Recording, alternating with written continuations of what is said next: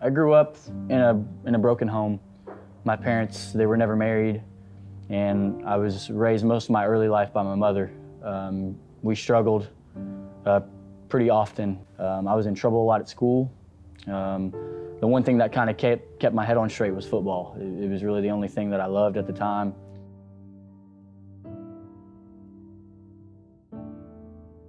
Seventh grade, we started to play football for the school, and Coach Gilleran is my coach for the first time. And I remember he would always invite us to what he called FCA, which was Fellowship of Christian Athletes. And I didn't know at the time what FCA was or what it was about. I just knew that they served free pizza, and I was all about for some free food. I was looking for any way I could to get away from home because my relationship with my dad was, for lack of a better term, non-existent. Growing up, I don't think my dad went to one of my football games. And that meant a lot to me that he would go, but he never went. And so it was really hard on me. I was looking for any type of father figure, any type of authority figure, any type of structure in my life that was willing to be that for me. Good. As a head football coach and just as a coach, I look at all the kids and see the needs for all of them, and I try to look at all of them. And so Dale's probably not the only one, but he's the one that seemed to want to do those things, and I knew he needed structure. So he started coming over a little bit more, and in fact, he went on vacation with us that summer. Yeah, we took him to Kanaka Camp. It's a family camp in Branson, Missouri, and it's a Christian-based camp. It's a lot of fun. You do a lot of activities and do different things every day. And I remember they were taking family pictures of all the coaches and their family, and they said, "All right, Gilleran, it's your turn." And my last name's not Gilleran, so I'm just hanging back. And I'll never forget, Mom, Melody, she goes, "Come on, get in the picture. You're part of our family."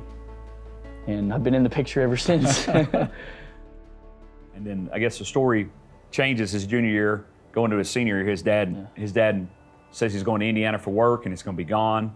A couple days turned into a week turned into 2 weeks, 2 weeks turned into a month, and my dad never came back. And school was about to start, and I just remember sitting on the couch with his wife, Melody, who I call Mom now, and we're kind of brainstorming. I'm like, I don't know what I'm gonna do. I could try to, pick up a job somewhere and, try to do something. And I just remember her saying to me, me and Coach have talked about it and we've prayed about it. And we've talked to the girls, and we feel like you're already a part of our family, and we don't want you to have to struggle through your senior year. No kid should have to do that. And she said, Grandma and Grandpa, they bought you an extra bed to put in an extra room, and we want you to live with us. And I just remember breaking down and being so thankful.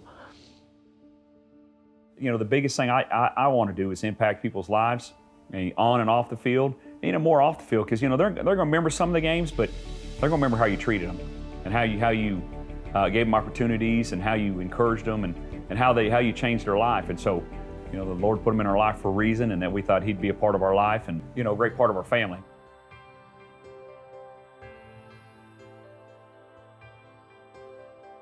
Smith was my last name beforehand.